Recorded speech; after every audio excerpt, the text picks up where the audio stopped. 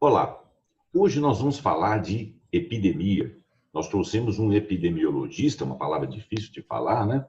E ele vai nos explicar a diferença entre as várias pandemias ou epidemias que se alastram e vai falar de cada uma delas, explicando como que a gente tem que entender isso aí e por que que existem tendências de se manterem epidemias se a humanidade não tomar cuidado com isso, tomar conta disso. Fica aí que daqui um pouquinho, depois da vinheta, você vai saber do que nós estamos falando.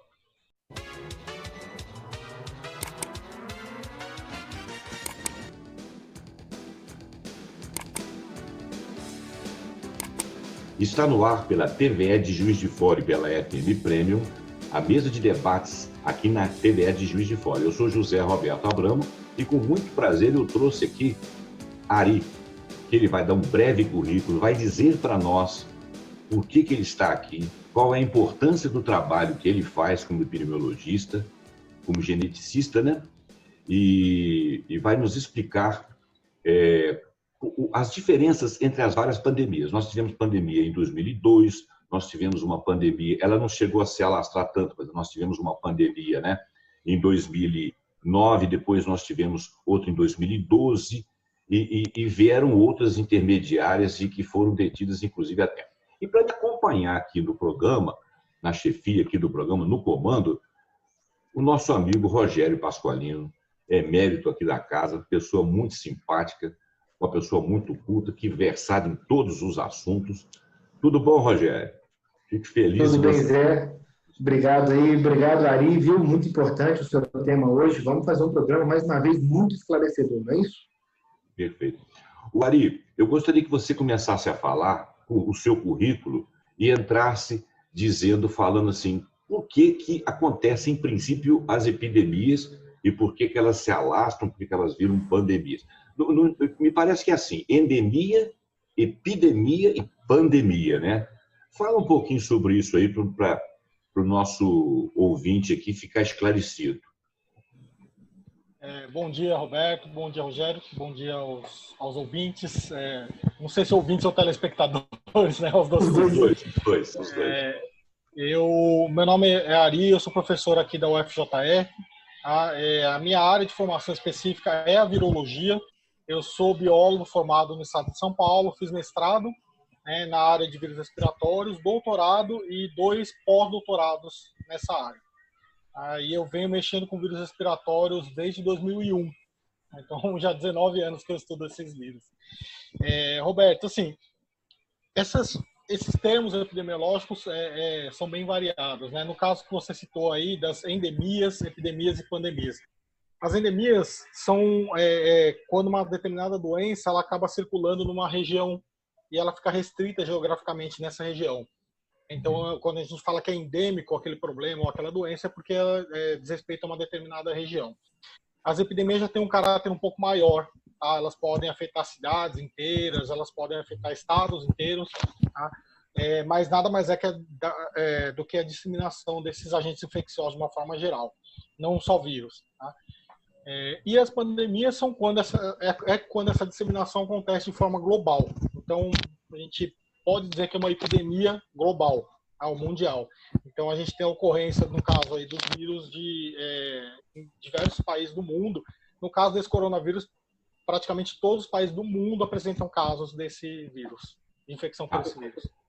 Só fazendo um retrospecto, a epidemia, eu não sei se ela poderia ser chamada de pandemia, do influenza, lá de 1918, né? 18, a gripe espanhola. Ela durou 2 anos, matou 50 milhões de pessoas. Foi. E ela foi chamada de pandemia ou ela foi chamada de epidemia porque ela estava no circuito da Europa? Mas aqui no Brasil teve também, né? Teve caso aqui sim. Ela foi considerada uma pandemia.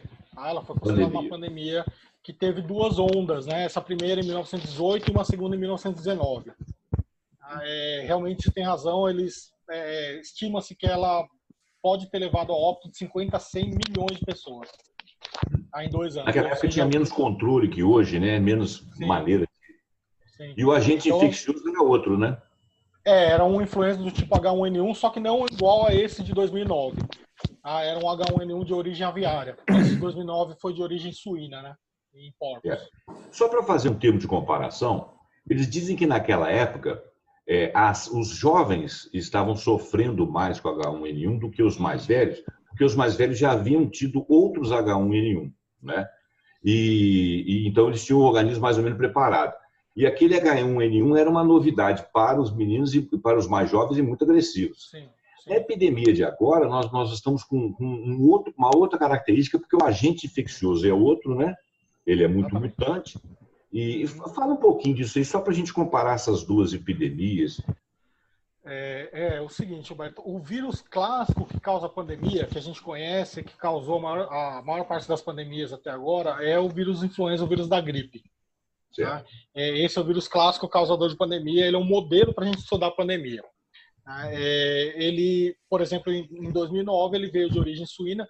Uma característica das pandemias causadas pelo vírus da gripe, pelo vírus influenza, é que normalmente ela nas pandemias atinge muito a população jovem. Né? Esse vírus, quando ele circula anualmente, que é a gripe que a gente pode pegar todo ano, ele normalmente causa mais problemas em idosos, crianças mais jovens, portadores de doenças crônicas. Nas pandemias, não, a gente vê uma mudança do perfil dos infectados, e aí a gente vê muitos jovens se infectando, ou adulto jovem. Isso no caso do influenza. Tá? No caso agora dessa pandemia pelo coronavírus, ela é um outro vírus, tá? Um outro agente infeccioso. A gente tem visto algumas coisas um pouco novas, né, nessa pandemia. É claro, afetar ou levar a óbito idoso, portador de doença crônica, isso é comum a gente ver com esses vírus respiratórios. Né? Eles causam mais problema mesmo nessas populações. Só que a gente está vendo muitos jovens também ir a óbito, pessoas às vezes que não têm comorbidades ou doenças crônicas que acabam indo a óbito. Então a gente ainda não entendeu ou não entende direito como ele afeta cada organismo individualmente. Beleza. Esse vírus agora, né? Tá. Eu vou passar a palavra ao Rogério e depois eu estou com umas dúvidas aqui. Eu vou jogar para você, mas vou passar a palavra ao Rogério para ele iniciar a participação dele. Diz aí, Rogério. Você falou, Ari, que o vírus da gripe é o vírus de modelo de estudo de epidemia, não é isso? Pandemia, Rogério, pandemias. Pandemia. Então, para quem está nos assistindo e quem está nos ouvindo, dele existem outras variações que causam outros males. Sim. E essas variações elas têm origem animal, tanto no porco quanto na ave, é isso? Isso mesmo, Rogério. O vírus influenza, o vírus da gripe, ele é, na sua base, considerado uma zoonose. O que isso quer dizer? É uma doença transmitida de animais para seres humanos. Tá? O que acontece? Alguns desses vírus que a gente chama de sazonais, que são os vírus que circulam anualmente, tá? No caso, agora a gente tem circulando principalmente o H1N1 e o H3N2, tá? Eles estiveram lá num passado distante, não tanto o H1N1, mas origem em animais, eles começaram a circular entre humanos e se mantiveram circulando entre humanos. Tá? Mas eles são vírus que vêm normalmente de animais. Tá? E no caso das pandemias também, né? Por exemplo, o H1N1 de 2009 veio de suínos, o H1N1 de 2018 veio de aves. Mas normalmente, Rogério, esses vírus da gripe pandêmicos se originam ou em aves ou em porcos. Interessante. Você citou dois H1N1, um vindo do porco e um vindo da ave. Isso. É o mesmo vírus e causa o mesmo mal? Não, são vírus diferentes, tá? Esse vírus aviário de 1918 é um H1N1 porque é uma nomenclatura que a gente usa de duas proteínas que ele tem na superfície dele.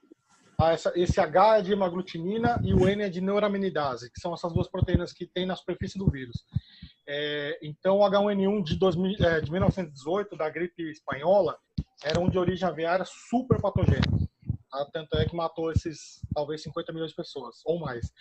O H1N1 de 2009, não, ele teve origem em suínos, tá? Numa fazenda de porcos no México, no ano de 2009. E apesar de ser H1N1, eles são diferentes, tá? Tem origens diferentes. Eu queria pegar uma carona aí nessa pergunta do Rogério, que eu achei muito interessante. Você está falando que a maior parte dos vírus e dos coronavírus são, na realidade, zoonoses. E eu tive a oportunidade de fazer umas leituras e até fiz um artigo depois baseado nessas leituras, sempre citando as fontes, porque eu não sou da área, né? Então, eu citei as fontes e eu fiquei impressionado com uma coisa, até gostaria que você confirmasse isso aí, ou discordasse, se for o caso.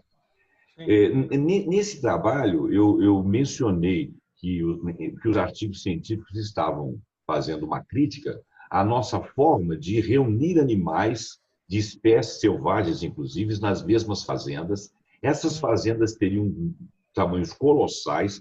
No caso, por exemplo, da Ásia, são muitas fazendas, mas essas fazendas também são na América do Norte, na América do Sul, México, por exemplo, e Europa. E por conta dessa aproximação e acondicionamento dos animais, os vírus começaram a transitar entre eles, e por estar perto dos bulbos das cidades, ou até de cidades menores, ou de cidades grandes, onde tem grande trânsito de pessoas, ele migra e tenta ser um hospedeiro humano. E se ele passar a colonizar o ser humano, ele pode se tornar uma pandemia que vai ser sazonal. E no caso do coronavírus, por exemplo, que ele é pouco entendido e que parece que o sistema imune, que eu vou querer que você fale depois, por favor, parece que tem uma resposta específica, nós ainda não temos ideia sobre isso. Nós teríamos que mudar o modelo das fazendas, o modelo de acondicionamento dos animais, o distanciamento dos centros, para que nós não fôssemos sempre agredidos e atacados por vírus que viessem a colonizar a espécie humana. Isso que eu falei com você tem sentido? É razoável? É sim, Roberto. Esse é um dos fatores que ajudam, né, na emergência de alguns vírus. Mas eu acho que talvez tenha um papel um pouco mais relevante a questão do nosso contato com esses animais na natureza. O que eu quero dizer? Com esses desmatamentos, a diminuição das áreas naturais de ocorrência desses animais, como o caso do morcego, por exemplo, acaba tendo um impacto muito grande, não só no contato do ser humano, que está chegando mais perto desses animais selvagens, quanto essa diminuição, eu li isso recentemente, essa diminuição no ambiente selvagem deles, no ambiente natural deles, faz com que outros animais que viviam lá acabem morrendo ou diminuindo a quantidade. E aí esses eventuais animais que são hospedeiros desses vírus acabam prevalecendo na região, acabam aumentando o seu número e facilitando ainda mais a transmissão para os seres humanos. Então, essa questão do desmatamento também tem bastante a ver com esse contato maior que a gente está tendo com esses vírus de origem animal. É o caso, por exemplo, de você estar em São Paulo lá e um lobo-guará está dentro da garagem de uma... Sim. Está procurando comida na cidade porque você está acabando com o habitat dele. Tem uma onça... Uma onça aqui. Exatamente. Bacana isso aí. Tá. Rogério, você quer acrescentar alguma coisa? Não, eu estou deixando ele falar, porque realmente quem está nos assistindo e ouvindo vai ter informações muito importantes, porque é um tema que a gente está ouvindo falar muito, e nem todo mundo tem a competência que o Ari tem para falar, e é por isso que eu estou deixando ele mais à vontade. Assim, eu estou muito impressionado com a competência, eu vou te chamar de garoto no bom sentido, tá, Ari? Que é isso. Vamos chamar de garoto. Assim, em já tendo acontecido essa contaminação animal-homem, isso tem como exterminar ou não? Isso veio para ficar de fato? Deixa eu dar uma garfada aí. Claro. Isso que você falou é muito interessante, Rogério, porque teve um cientista que eu infelizmente não consigo lembrar o nome dele.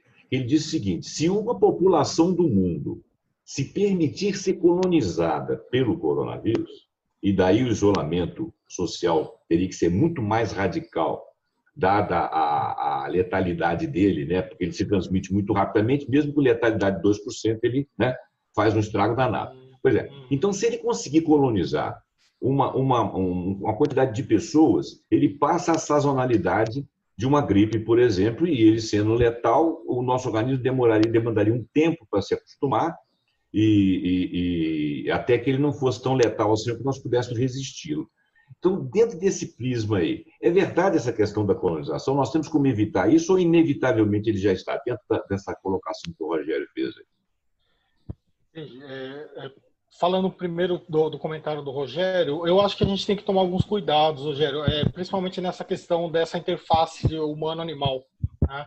Animal selvagem, principalmente, né? Claro que tem a questão dos animais domésticos, mas eles são cercados de alguns cuidados, né, que os animais selvagens não são. Então, talvez olhar mais de perto, fazer uma vigilância, né, nesses locais aí que tem essa interface, porque esses coronavírus, por exemplo, os 7 que a gente conhece até hoje, que infectam seres humanos, os especialistas em coronavírus já vêm anunciando que ele poderia causar problema há anos. Tá? E acabou que, de uma forma geral, como sociedade, a gente não prestou atenção nesses avisos. Desde 2003, quando surgiu o primeiro SARS, esses estudiosos de coronavírus específicos, eles têm falado que é um vírus que tinha um potencial para causar pandemia. E houve investimento dos governos durante alguns poucos anos e depois a história esfriou, os governos pararam de investir. E agora a gente tem um resultado, de certa forma, desse, não vou dizer descaso, mas desse esquecimento, vamos dizer assim, desses avisos aí que eles deram. Com relação ao que o Roberto falou, a gente ainda não sabe, Roberto, existe a chance desse vírus se tornar sazonal e continuar circulando entre seres humanos. Tá? Mas, como, por exemplo, em 2002, 2003, do primeiro SARS, ele circulou e, por algum motivo, ele parou de circular e sumiu. Ele não foi mais achado entre os seres humanos, né? Esse agora parece que ele é um pouquinho diferente, né? De várias formas e por vários motivos. Mas existe sim a chance dele se tornar, ter uma circulação entre seres humanos mais frequente, mais duradoura. A tendência, não é uma garantia, mas a tendência é que, se ele se acostumar melhor a circular entre os seres humanos, normalmente esses vírus, a letalidade ou a mortalidade deles cai. Porque para o vírus não é interessante matar o hospedeiro. Claro. Para ele é interessante que o hospedeiro fique vivo para ele poder se transmitir mais na natureza. Então, né? Para ele se equilibra, exatamente, Roberto, exatamente, essa é a palavra. Ele entra em equilíbrio, então ele não mata o hospedeiro e o hospedeiro transmite ele por outro lado. Mas é uma tendência, a gente não sabe dizer, tem vírus que surgiram, continuaram altamente mortais, ou causam muita mortalidade, e se mantiveram aí. Tá? Mas tem exceções a essa regra. Exatamente. Mata 50%, e toda vez que ele aparece, ele mata 50% das pessoas. Mais. E aí você vê, a gente está tendo surtos de ebola já faz uns 3 ou 4 anos aí. Ari, então nessa terceira parte do programa aqui agora, a gente conversou antes, você falou sobre a questão da imunidade, né? E neste momento, pode ser que a imunidade do ser humano, ao longo da sazonalidade da convivência com o vírus, ela se torne mais potente, mais pujante. Mas, neste momento agora, nós desconhecemos razoavelmente isso.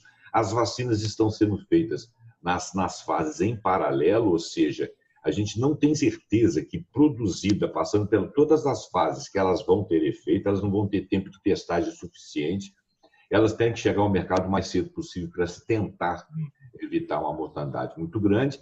E então, eu queria que você, daquilo que você já sabe, das notícias que você tem, que essa parte eu nem consigo entender muito quando eu leio, da parte do nosso sistema imunológico, como é que o nosso sistema está barreando isso aí, como é que ele está se comportando, o que já se conhece. Se o Rogério quiser fazer alguma inserção de alguma coisa dentro dessa, para a gente deixar mas pode fazer, Rogério, fica à vontade se você quiser falar. Não, obrigado, a pergunta está perfeita, muito boa, espera aí, daí vai ser boa, quer ver? Beleza, vamos lá. Roberto, então, como você bem disse, realmente, a gente desconhece pouco da resposta imune contra esse vírus, tá? O que a gente sabe já é que, por ser um vírus novo, a gente não sabe como a gente não consegue prever como a nossa resposta vai agir. Tá? Isso acontece em todas as pandemias. São vírus novos, são agentes infecciosos novos e a gente tem muita variação na resposta, né? O que a gente sabe até agora, Roberto? A gente esperava que ele tivesse uma resposta baseada em anticorpos num primeiro momento, né, que são gerados a partir do momento que a gente se infecta com esse vírus. Me parece que essa não é a única via de proteção ou eventual proteção que a gente tem. Tá? Existe uma outra via de imunidade que a gente chama de imunidade celular, que é baseada em linfócitos do tipo T, que são um dos tipos de célula do nosso sistema imune. tá? Que não é baseado em anticorpo, é baseado na ação de um linfócito chamado TCD8, tá? Que ele acaba matando a célula infectada, como uma proteção para o nosso organismo. Me parece que para esse vírus, esse tipo de resposta é bastante importante, essa resposta do linfócito. Tá? Além disso, tem um problema, a gente também não entende, porque algumas pessoas têm uma resposta imune muito exacerbada, que é chamado, a gente chama cientificamente de tempestade de citocinas. Tá? É mais ou menos a gente querer matar um mosquito com uma bala de canhão. O nosso sistema imune reage de uma forma muito mais forte do que precisa, e isso acaba trazendo danos, inclusive muitas vezes óbito, tá? Por causa dessa tempestade de citocinas. Mas a gente também não sabe por que ou como esse vírus dispara esse mecanismo. Tá? E tem mais um complicante. A gente, em certa parte das pessoas que se infectam pelo vírus, a gente não acha anticorpos. Essas pessoas se curaram. Tá? Então, de alguma forma, o nosso organismo conseguiu combater o vírus, mas não necessariamente foi via anticorpos. Então, a gente também tem... Oi? A questão da memória do organismo para atacar o vírus proximamente. Se houver uma outra tentativa, essa memória está nos linfócitos, porque nem toda vacina, que nós vamos falar no próximo programa, nem toda vacina é baseada vamos dizer assim, na posição ou no ataque dos linfócitos. Tem outras formas, né? Uhum. A questão da memória e o tempo de resposta do organismo, por exemplo, você falou que ela não é muito baseada em anticorpos, ou seja, as imunoglobulinas, não é isso? Ela é mais baseada na resposta dos linfócitos T ou CD8. Parece que nas duas coisas, Roberto. As duas coisas? As duas têm uma memória estendida? Como é que é isso? Elas têm, mas esse fator da memória depende de bastante coisa, Roberto. Então, como a gente tem 6 meses de pandemia, a gente ainda não consegue dizer a duração da memória que eventualmente a gente possa ter para proteger a gente de infecções futuras. Tá? Infelizmente, para saber isso, a gente vai ter que esperar alguns meses ou provavelmente alguns anos para saber se essa memória vai conseguir proteger a gente por um longo período. Mas de qualquer maneira, a gente pode tranquilizar um pouquinho, não muito, né? Um pouquinho os nossos ouvintes e os nossos assistentes, de que, como você disse, o vírus ele tende a retrair para permitir que os organismos em volta dele existam para que ele possa colonizá-los. Senão, ele dá um tiro na gente e morre junto, né? Então, sim. A gente vai superar isso de alguma forma. Agora, o problema é o custo dessa superação, né? Você podia falar um pouquinho desse negócio que o pessoal tem falado muito aí de imunidade de rebanho? E sim, parece que a imunidade de rebanho dessa epidemia, parece que ela evolui entre 35% a 70%. E se ela chegar a 70%, vai ter que morrer muita gente para você chegar a 70%. E algumas pessoas cogitam de que, de repente, não precisaria ter se tomado atitudes tão grandes enquanto o vírus não chegasse aqui na forma de uma profilaxia, porque você tem problemas econômicos e você poderia ter postergado essa resposta. Porém, alguns epidemiologistas como você, geneticistas e tal, dizem que não, que profilaxia tem que ser sempre cedo. Fala um pouquinho dessa questão de imunidade de rebanho aí, só para o nosso pessoal conhecer e valorizar o isolamento. Diz aí. Roberto, na verdade, assim, tem se utilizado muito esse termo de imunidade de rebanho, tá, para falar desse vírus, mas eu só queria lembrar a todo mundo que é um termo, imunidade de rebanho, cunhado mais especificamente para vacinas. Tá? É um efeito que a gente vê ou a gente até espera quando a gente vacina uma população. O que diz esse efeito, basicamente, de rebanho? Ele diz que a gente não precisa vacinar toda a população para que toda ela, de uma certa forma, fique protegida. Ou seja, a gente consegue circundar uma pessoa, vamos dizer assim, infectada com pessoas imunes àquele vírus, por exemplo, e aí essa pessoa infectada não consegue transmitir o vírus.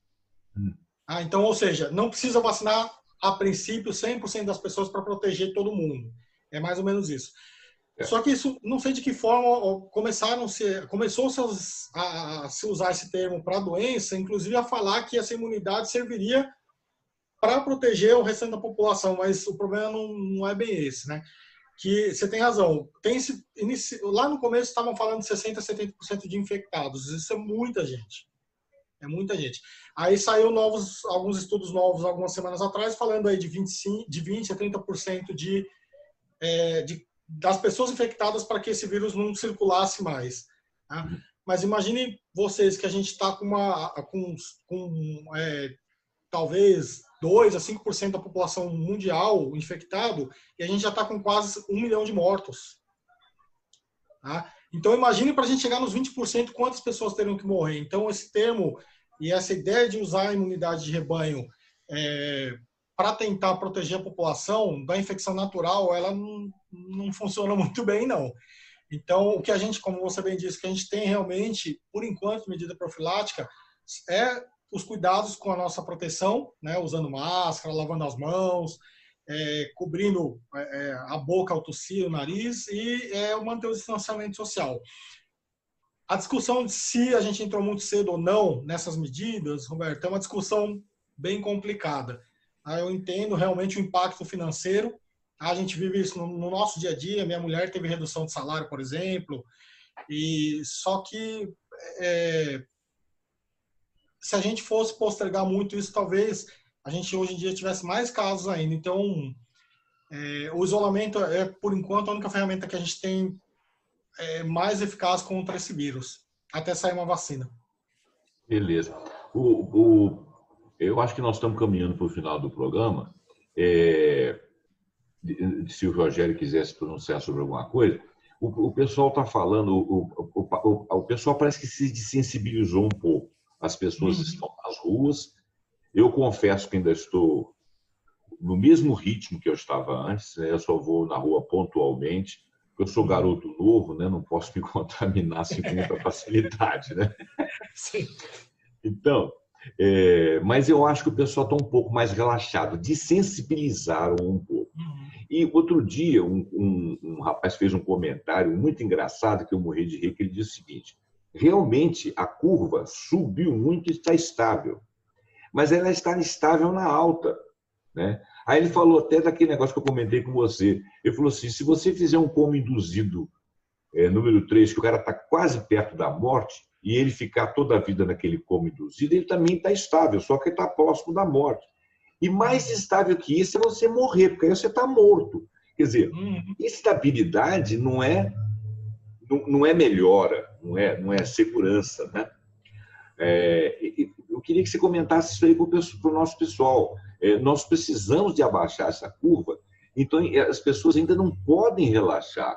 Quem puder ficar mais tempo em casa, quem puder ter mais regras de segurança, bom, diz você aí que você tem mais propriedade. Infelizmente, Roberto, aconteceu exatamente isso que você falou. Diferente de alguns outros países, a gente não fez uma montanha de subir e descer. A gente fez a subida e manteve em alta esse platô. Isso é muito ruim. Tá? A gente está tendo uma média aí de 800 a 1.000 mortes por dia. Tá? E se olhar os gráficos, realmente, desde final de maio ali, a gente tem essa média. Ou seja, a gente está indo para 2, 3 meses com 1.000 mortes por dia, de média. A gente tinha que abaixar isso de alguma forma. E assim, realmente é conscientização da população e manter essas medidas aí de isolamento e de autoproteção, porque é o que a gente tem, infelizmente. Eu entendo que muita gente está muito tempo... Meus pais estão desde março sem pisar fora de casa. Eles não pisam fora da porta. Eles são idosos, imagina, 4, 5 meses, ainda para 6, eles não pisando fora de casa. Mas não... um dos médicos responsáveis pela Organização Mundial de Saúde falou uma frase muito interessante, né? Não corra um risco que você não consegue quantificar.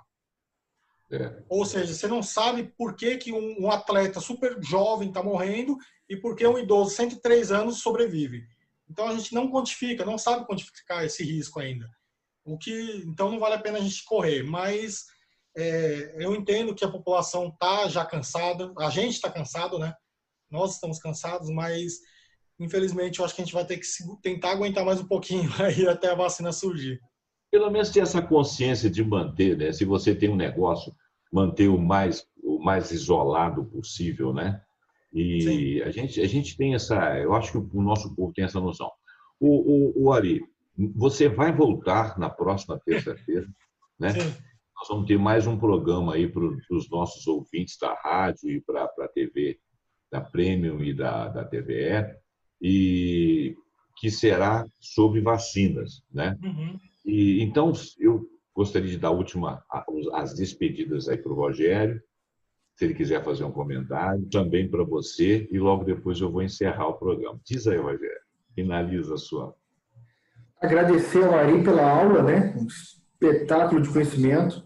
Agradecer aí ao programa por dar essa oportunidade aí para os ouvintes e para os internautas. E o próximo programa vai ser tão bom quanto esse. Então, quem quiser mandar pergunta aí, né? E é claro, a questão de curtir, compartilhar e tal, mas é a sua parte, né? Mostrar um engajamentozinho, né? Porque a gente está fazendo, né? Nós aqui do programa, eu, o Ronald, o Rogério, o Cristiano, o Nilson e o Cirilo, nós estamos sempre... A gente chama uma pessoa e fica lendo, estudando e querendo saber para poder tirar o máximo possível, né? E a gente sempre tem encontrado pessoas gratas, competências como o Ari. O Ari, então deixa a sua mensagem final aí até o próximo programa que você virá falando de vacinas. Sim. Queria agradecer o convite do Roberto, a participação do Rogério, e só deixar a mensagem ao pessoal se cuidar, tá? Tentar manter a saúde o melhor possível nesse momento, até que a gente consiga sair dessa, que a gente vai sair. Se Deus quiser.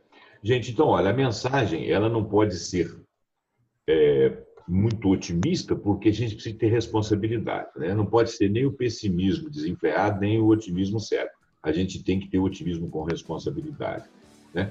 Nós vamos, no próximo programa com o Ari, falar sobre vacina. E o Rogério fez uma colocação muito interessante. Para você ter engajamento no nosso programa, mesmo que você esteja ouvindo pela rádio, manda perguntas para cá, porque de repente a gente faz um tempo só de perguntas que o Ari possa responder mediante o conhecimento dele, tá?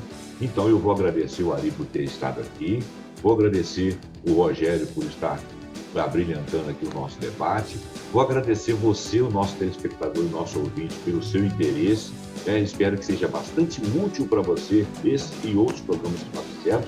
E você pode visitar lá a página da Premium, o YouTube da Premium, o YouTube da TVE, no nosso Instagram e também os nosso Facebook, e colher as notícias dos vídeos que a gente coloca. Muito obrigado e até o próximo Mesa de Debates.